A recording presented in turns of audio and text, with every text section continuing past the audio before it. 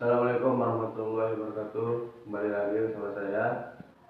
Di video kali ini saya akan ngasih tahu gimana cara batuk efektif. Tujuannya untuk mengeluarkan dahak supaya saluran pernapasan menjadi lega. Lanjut ke videonya.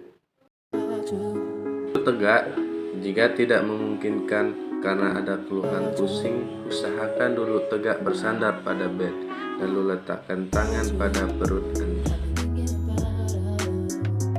Kemudian tarik napas 3 kali. Tarikan napas yang ketiga, tahan selama kurang lebih 3-5 detik, lalu buang lewat mulut dengan perlahan-lahan. Lakukan batuk 2 kali. Mengapa harus batuk 2 kali? Karena batuk yang pertama bertujuan untuk mendorong dahak dari saluran yang lebih besar. Batuk yang kedua bertujuan untuk mendorong dahak ke mulut sehingga dahak mudah dikeluarkan.